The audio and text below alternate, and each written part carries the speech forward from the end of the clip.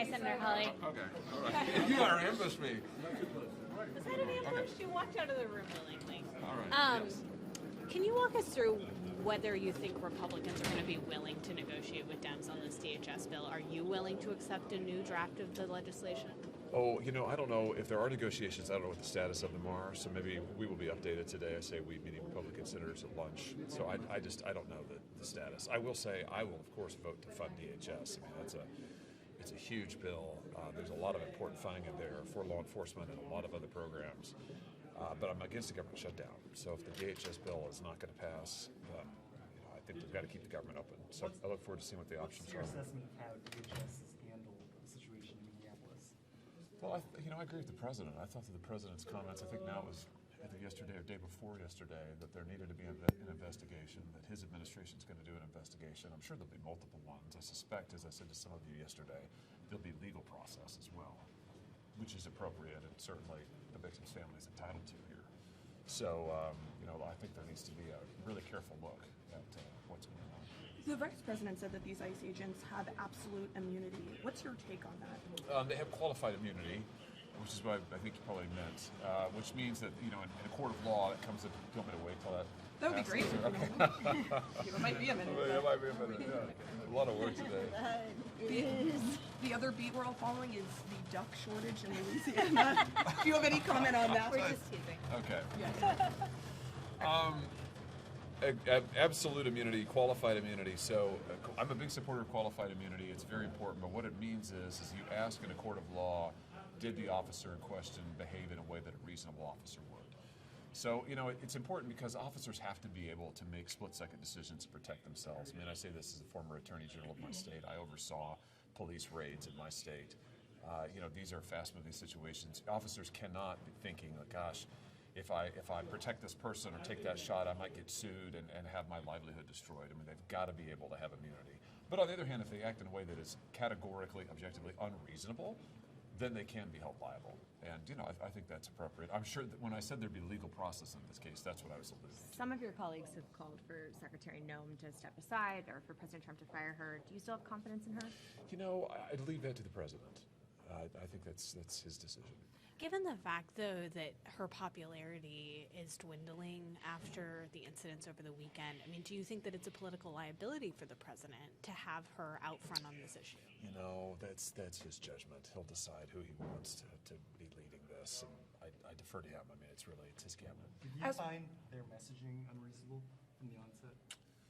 Again, I defer to the president on that. I mean, it's going to be his decision as to who he wants to lead the department. There was, though, this report that was handed over to Congress yesterday that made no mention of Preddy brandishing a weapon within the time frame that the shooting occurred, given the fact that the Secretary of Homeland Security went out and said that he was a domestic terrorist just shortly after the shooting. Is that problematic? I defer to the president on this.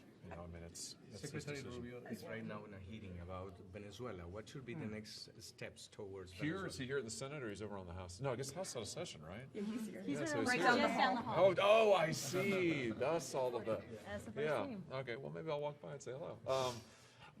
Your question was, I'm sorry. What should he be saying? What should be the next steps towards Venezuela? Oh gosh. I mean, listen. I thought what was crucial from my point of view is that the Secretary committed to me that the United States A, does not have ground troops on the ground or in the region in Venezuela. B, that we will not be putting ground troops into Venezuela. And C, if the security situation were to change there and the administration's aims were to change, they would come back to Congress and seek authorization before they commit any troops to Venezuela.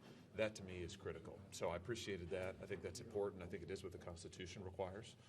And I'm sure he'll stick to that. Senator, as part of the process of accountability that you're describing, when can Congress expect to see the body camera footage from those officers in Minneapolis? Good question. I don't know the answer to that. I don't know how much footage there is. You guys may know better than I. There were 6 or 7 officers involved. So I don't know. I don't know who is wearing a cam or not. I'm sure this will come up in a court proceeding.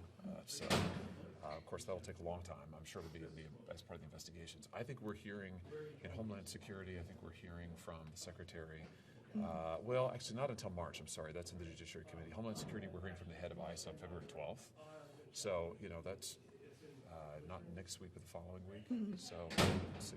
Can I ask you, though, Democrats are asking for a series of changes to this DHS bill. Yeah. Chris Murphy floated the idea of warrants for arrests, as well as more body cameras for DHS officers. Are either of those things something you could support? I need to see. I don't know what the state of play is in the negotiations. I don't know if there are negotiations. So let me see where things are. and get back to you.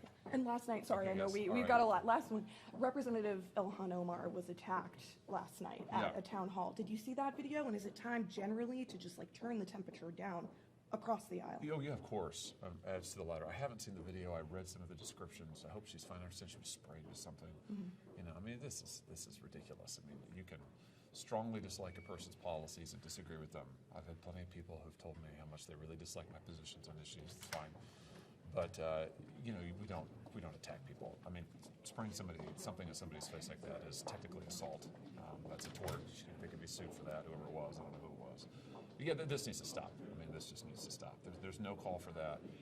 If you want to go and demonstrate and protest, that's all fine, so long as it's peaceful. That's all fine. But assaulting folks and disrupting proceedings, I've criticized that when it's done by the left. I don't care who does it.